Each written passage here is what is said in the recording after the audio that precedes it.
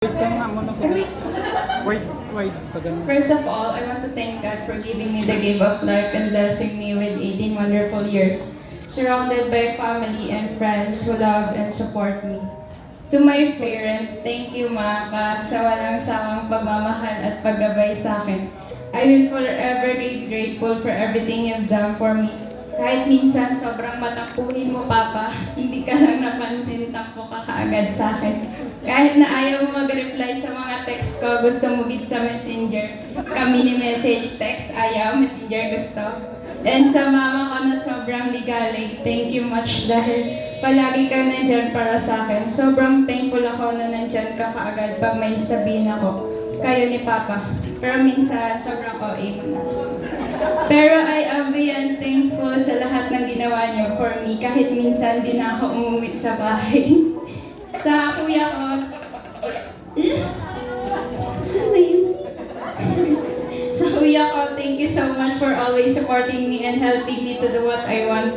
Kahit minsan medyo risky na at hindi approve nila mama at papa, lalo na pag sa motor. Kahit lagi mo sinasabi na maaga ako umuwi, hindi maaga na, okay lang, kinakalimutan mo din kinabukasan.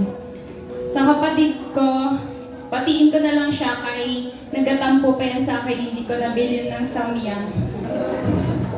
Thank you sa lahat ng backup mo, number 1 basher yan ng umaaway sa akin. Kahit minsan overage na, tapos na ako, hindi pa rin siya tapos. And of course, sa ate ko, na parang nanay and tatay namin lahat. Thank you for always being my side through everything. You see me through my best and worst. Alam na yan, lahat, pero di ka nag-feel na i-guide at i-support ako. Ikaw pa nagsasabi na mag-ignore pa ako. I'm truly grateful for all the love and care you gave to me. Kahit minsan galit na sila sa sobrang pag-spoil mo sa akin, kasi daw lumalaki na ulo ko. Pero ginagawa pa din at binibigay mo na din.